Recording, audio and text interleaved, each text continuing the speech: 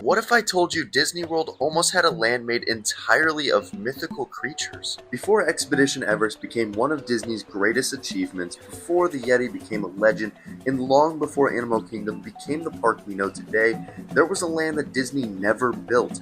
A land full of dragons, unicorns, castles, treasure, and fire. A land that Imagineers poured their hearts into, only for it to collapse, implode, and send shockwaves through Disney's creative team. And in one final twist, that collapse didn't just change the park, it accidentally sparked the birth of Expedition Everest. This is the unbelievable true story of Beastly Kingdom, and how its failure turned into one of Disney's greatest comebacks. To understand Beastly Kingdom, we have to go back to the early 1990s. Disney is planning Animal Kingdom, a park that was never meant to be just a zoo. The entire concept of the park was built around three types of animals. Animals that are alive today, animals that have gone extinct, and animals that only exist in our imaginations. In fact, mythical creatures weren't supposed to be a side theme or a little attraction tucked in a corner. They were supposed to be the star of the animal kingdom. Early maps positioned Beastly Kingdom as a centerpiece land full of atmosphere, thrill, mystery, and jaw-dropping animatronics. The original Beastly Kingdom concept was divided into two halves, a bright and beautiful good side and a dark and dangerous evil side. And Imagineers designed this land with the same ambition as Tokyo Disney Sea or Disneyland and Disney World's Galaxy's Edge. It was going to be a world that you could literally get lost in. The good side was filled with enchanted forests, fountains, stone ruins, and a walkthrough attraction called Quest for the Unicorn.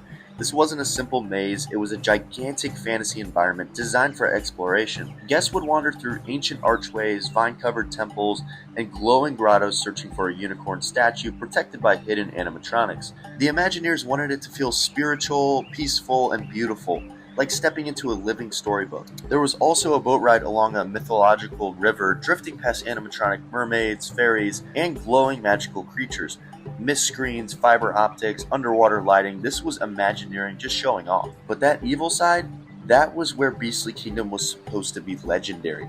The headline attraction was Dragon's Tower, a suspended dark ride mixed with a high-speed coaster.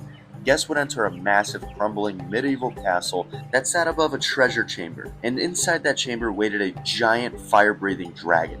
This animatronic was supposed to be huge, larger and more advanced than anything Disney had ever built. Because as we sort of mentioned earlier, Expedition Everest was not in the plans for Animal Kingdom yet. So that huge Yeti animatronic, that was not supposed to happen at all. This huge and expensive animatronic was originally supposed to be a dragon. But this dragon ride would have whipped through collapsing hallways, burning chambers, and underground caverns as the dragon chased you, breathing real flames and roaring overhead. This was not a small thrill ride. This was Imagineers at their boldest, intense, dramatic, and cinematic. This was supposed to be the biggest ride at Animal Kingdom. Beastly Kingdom, however, was not just another land. It was the masterpiece of the entire Animal Kingdom park. But then, everything fell apart. As Animal Kingdom construction continued, the budget started spiraling out of control. Kilimanjaro safaris alone cost a fortune. The Tree of Life and its hundreds of animal carvings were behind schedule and behind budget. And on top of all of that, the backstage systems for caring for animals were extremely expensive. Everything was running high except the money. Disney leadership needed to cut something big, and Beastly Kingdom was the most expensive land on the table. After years and years of planning and designing work, it was canceled. Just imagine pouring your soul into something, only to have it ripped away at the last second. That's what happened to the Imagineers working on Beastly Kingdom. Many describe the cancellation as heartbreaking. This wasn't just another project, this was literally their dreamland. Because they knew with the birth of Beastly Kingdom, that would have made Animal Kingdom a massive standout park.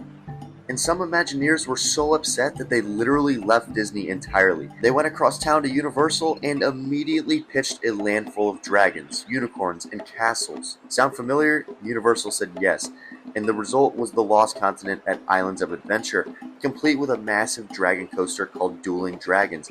Disney didn't just lose a land, they lost the people who knew how to build it. Meanwhile at Disney, the fallout was messy. They had a giant empty space and no time left, so they quickly slapped together a temporary replacement, Camp Minnie and Mickey, a simple land with meet and greets, a water play area, and the Festival of the Lion King. It was meant to be temporary, and it actually ended up lasting more than a decade. And when Animal Kingdom eventually opened in 1998, the lack of Beastly Kingdom hit really hard. The park launched with barely any rides. Guests didn't really know what to do. They left early, attendance wasn't strong, and the park was instantly criticized as a half-day park. Even to this day, people still say that about Animal Kingdom, which is crazy to me, but that's a topic for another video. But Disney needed a blockbuster attraction for this park, something big, something thrilling, and they completely lost that in Beastly Kingdom's canceling. There was a lot of pressure on these Imagineers, and right in the middle of that pressure, one name starts coming up over and over again, and that name? Joe Rohde.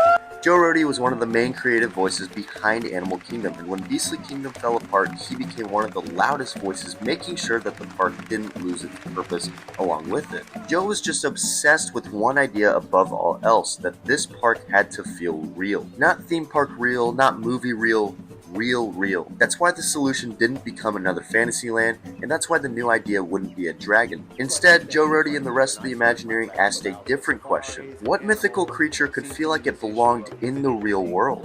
And that's when the spark of a new idea hit. Disney still wanted a mythical creature for the park, but dragons were too expensive, castles didn't fit anymore, and fantasy overall just didn't really match the park's tone. That was more for Magic Kingdom. They needed a creature rooted in real culture, real mythology, and real-world geography that Disney could travel to and research. The answer was the Yeti. The Yeti was perfect for Animal Kingdom, a legendary creature with deep cultural roots in the Himalayas. A guardian spirit, a protector of the mountains, it allowed Imagineers to reuse the giant, dangerous creature idea without needing a medieval fantasy setting. Instead of a castle, a mountain. Instead of treasure, a forbidden peak. And instead of fire, snow, wind, and ice.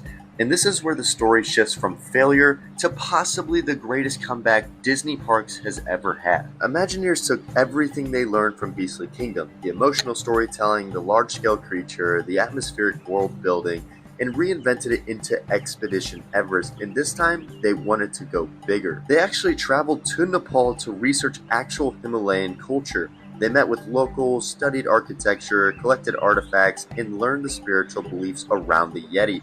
Every prayer flag and every shrine, every mural in the Everest queue has meaning. The backstory Imagineers created was rich and layered. A remote village at the foot of a mountain, a railway company trying to push into forbidden territory, and ancient warnings about a creature that protects the mountain. Guests wouldn't just ride a coaster, they would enter a living world. And then came the Imagineering, and this is where Everest becomes legendary. Disney built the biggest and most complex mountain they had ever constructed.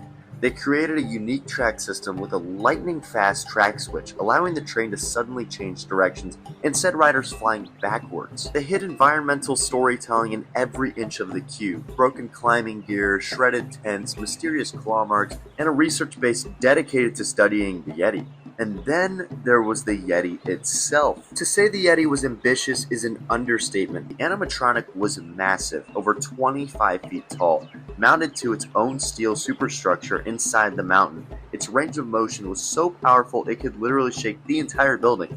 The Yeti was designed as the most advanced animatronic ever built, capable of huge sweeping motions as the train whipped by. And the Yeti was not just a creature, it was the centerpiece of the ride, the beating heart of the story. Everything built up to this confrontation. The Yeti was the payoff Beastly Kingdom never got to deliver. And when Expedition Everest opened in 2006, it changed Animal Kingdom forever. Crowds rushed the park, attendance skyrocketed, it instantly became one of Disney's greatest attractions, and it still is to this day.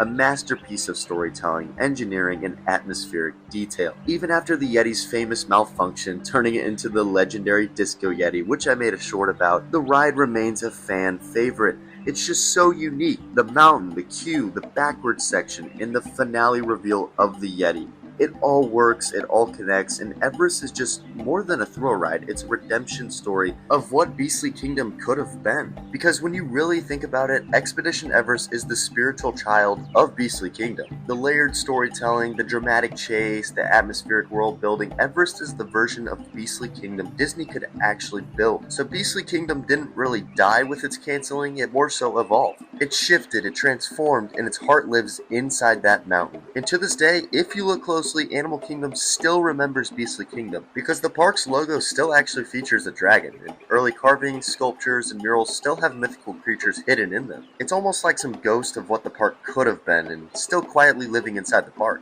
So that's the story. Beastly Kingdom, the land that was supposed to be Disney's greatest fantasy world, the land that collapsed under budgets, the land whose creators left for Universal, the land Disney never built, but still shaped the future of the park in ways nobody expected. And in the end, the failure gave us Expedition Everest, one of the greatest rides Disney has ever created. So let us know in the comments, do you want to see Beastly Kingdom finally built? Should dragons and unicorns finally get their land sometime in the future? Or do you think Everest already perfected the mythical creature idea? As amazing as I think Beastly Kingdom would have been, I just can't imagine Animal Kingdom without Expedition Everest. It would not be the same at all. So honestly, I think Beastly Kingdom's canceling was a blessing in disguise. Thank you guys so much for watching. Like and subscribe for more Disney content, and I'll see you all in the next one.